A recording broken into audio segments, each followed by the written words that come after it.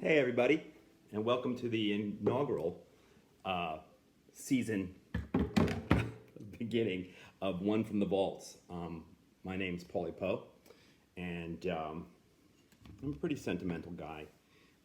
Been with Jobsite heading towards a lot of years, and had a lot of great opportunity. I met a lot of great people, and a lot of my memories are based around beer.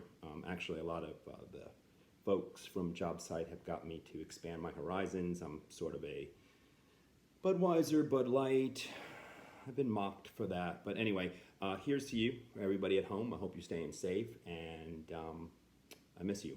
So, in One from the Vaults, very first one, I'm going to talk about, a bunch of different stuff. So, through the years, a lot of productions that I've been in, we've kept little things on stage, like stuff that belong to our parents or our different family members, and special possessions that lend something to the play, whether as a director or an actor. They're there with you and you know it. So it's been great. Like, I know that from the guys, I always kept stones that I found at Ground Zero when I toured it with my brother-in-law Tom, who's a New York City fireman, and I always kept them with me. I keep them in a drawer upstairs, but I collect a lot of things. I like souvenirs from shows and plays and concerts and artists, and I actually took some pictures to share with you guys the things that are in my house. Lots of memories there. Time for a sip. Very, very important to hydrate while you're at home. I'm going to talk about a couple of things today. One is my hat that I'm wearing. So I wear this to work every day, celebrating 40 years at Design One Jewelers right now. And I still go to work 6 days a week. It's not very busy at all, but there's something good about staying with what you do, staying focused on the greater good, so to speak, like what we're doing at Jobsite. Also, want to thank all the artists for all the music, all the funny stuff, all the videos. It's been great. It keeps us tight, it keeps us together as a group, and keeps us focused to move forward.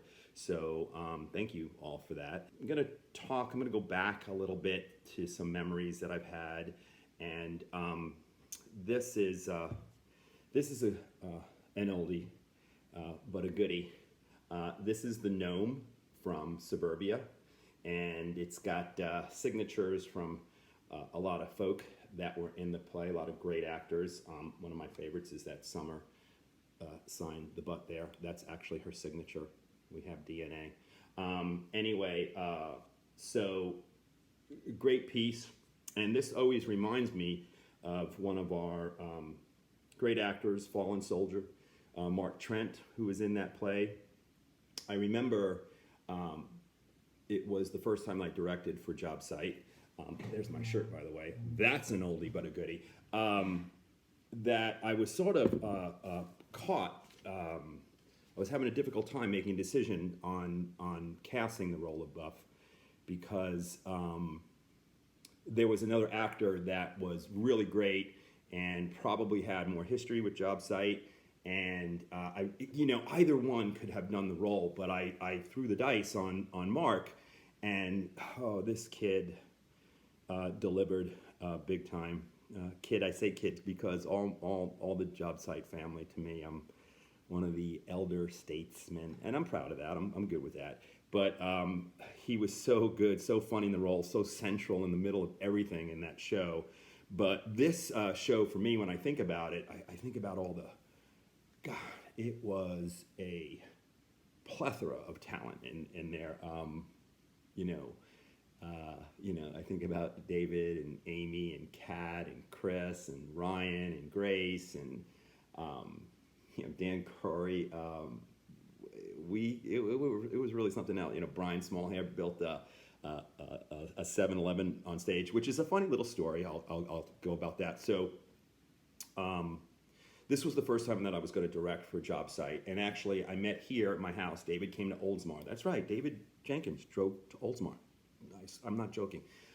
It's happened. I think I have video. But he came here to talk about, we talked about, I think, doing Dracula, and also about the possibility of, maybe doing Suburbia. So I had another meeting with David, and I drew this, my idea for a set, and part of it on the set of Suburbia is a 7-Eleven. And so I drew my little mini 7-Eleven because it had to go in the Schimberg. And I cut out little pictures of hot dogs and put them on the windows, because 7-Eleven sometimes have pictures of hot dogs. It's a 2 for $1 or what have you, and my little beer specials and stuff like that. But it's sort of I remember like looking at him and like, I don't know that he was impressed, but he was affected by my diagram, my set design for Suburbia. But this is one of my oldest and most favorite collectible from Jobsite lore. Suburbia, 2001. Yeah, okay, going back, but that's Gnome. That means a lot. It was just many people. The signatures that are on there are still great friends. I love it. It's a great memory. It's the start. I think about how lucky all of us who work with Jobsite, or for me particularly because I have such a long history with them, that my life is so full, so good, because of the people and because of the plays as well, and all the great opportunities that I've had, and I cherish.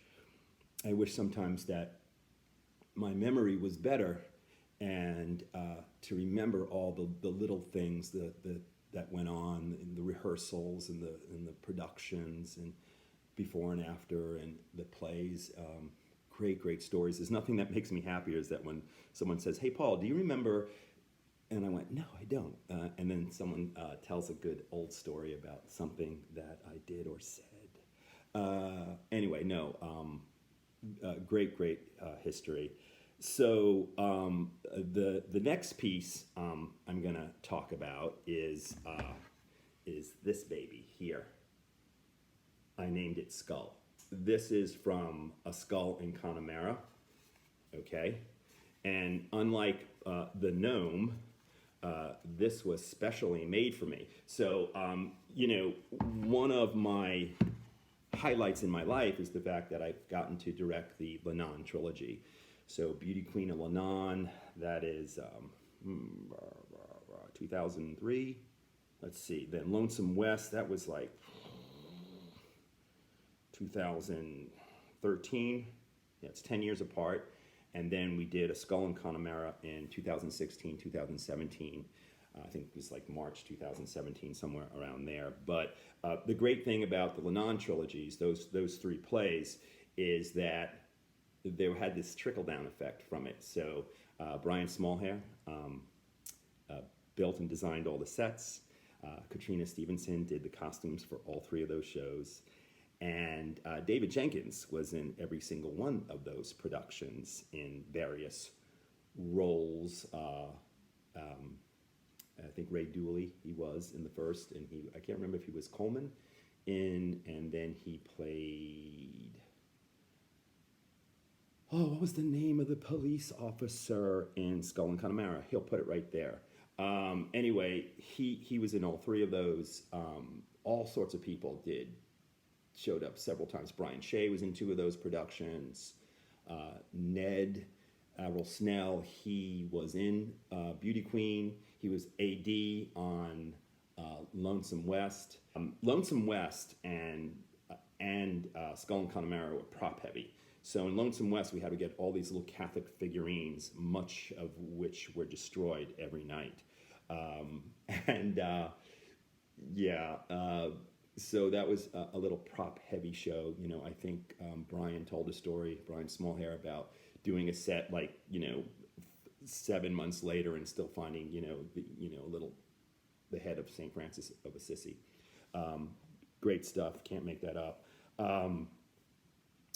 characters in those three, kind of McFarlane, Father Welsh, McDowd. They all are sort of mentioned in all three or two of the three, and are actual characters in one of the trilogy. So, but anyway, the story about the skull is that in A Skull in Connemara, McDowd is a grave digger, and once a year for about a week, his job is to inter graves and take the bones out. Hi, Bean. To make room for some newer arrivals. And so the play, the story is about that on this particular year, on this particular week, he has to dig up his ex-wife. And there were certain rumors about how did she die, was she murdered, or, did she, was it drunk driving? Anyway, so the story is about how, what does he do with the bones, and they're supposed to be blessed. And anyway, so in the play, it was necessary to have a whole lot of skulls, a whole lot. I think we used 5 new ones a night because they had to get smashed to smithereens.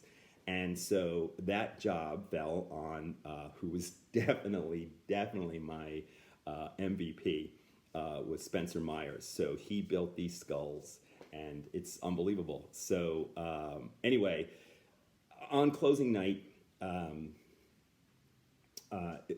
they gave me this, they said, hey, Paul, come on. And so they sort of made, the cast is all around and going to give you this presentation for this skull. And, Spencer's holding it out, and I go to get it, and he drops it, and it smashes. And so he got me. I kind of saw it coming, like, once. He kind of started to lean away, but, like, he totally got me. That presentation was smashed. But in reality, what they had was this. And it's also signed by everybody. There's Sean Payanessa, who is my main man, my odd couple friend, and he's done a ton of sound design for a lot of shows that I directed. But these things mean the world to me. I look at them daily. This stage where I practice guitar every day, and the gnome is in the kitchen, so very, very busy spots. But people, places, and things. I can't say enough about like these small little memories that I have from Jobsite. I'm super grateful. I miss everybody, but I do believe that most of us, when we come back, will have even a greater appreciation for the theater, probably a greater appreciation for each other, and the small things like spending time and eating Cubans before a Sunday morning rehearsal. I still will do those, and it just it means a lot. I thank David for letting me start this up. I look forward to seeing everybody's, because I just love hearing about memories or something that happens in the theater, particularly things that go not to design, a little haphazardly. So the mistakes. So I look forward to the rest of this series. I look forward to our upcoming season, and also don't forget, guys, Give Tuesday, April 28th. I got the date right. That's it. I'm live from Oldsmar, and thank you for letting me be part of this. Okay, guys?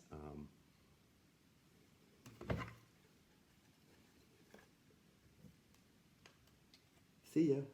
Bye.